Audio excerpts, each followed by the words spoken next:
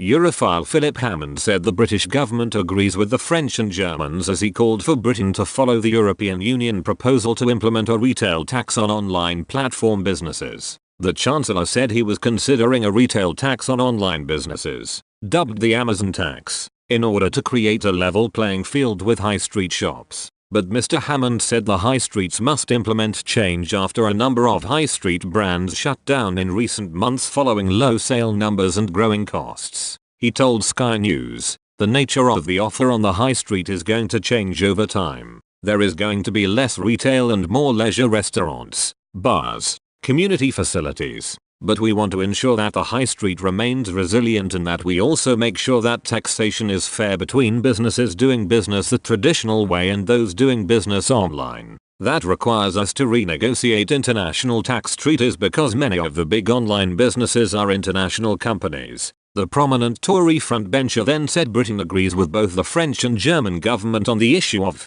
retail tax. He said, "We have been very clear that we have to rebalance the tax system to be fair across these new ways of doing business. We also agree with the French and the Germans that if we can't get international engagement to do this, we may have to look at temporary tax measures to rebalance the playing field until we can get international agreements sorted out," Mr. Hammond added. The European Union has been talking about a tax on online platform businesses based on the value generated. The so-called Amazon tax comes after the tech giant received criticism for paying less corporation tax in the UK in 2017 than it did the previous year. Corporate tax expert Phoebe Griffiths, of KISS Finance, said, "Amazon's decision to challenge the Commission's ruling is another clear example of the retail giant's arrogant stance when it comes to paying their dues." She accused Amazon of playing the system to minimize its UK tax liabilities. Amazon UK's corporate tax bill fell by £2.8 million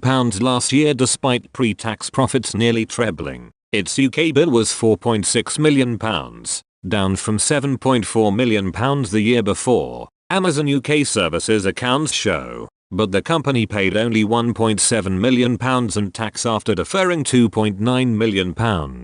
That was despite pre-tax profits jumping to £72.4 million from £24.3 million in 2016, according to figures filed at Companies House. The lower tax bill was partly due to Amazon making share payments to thousands of staff. Amazon said, "We pay all taxes required in the UK. We have invested over £9.3 billion here since 2010. This year we plan to create 2,500 permanent jobs to bring our workforce in the UK to over 27,500.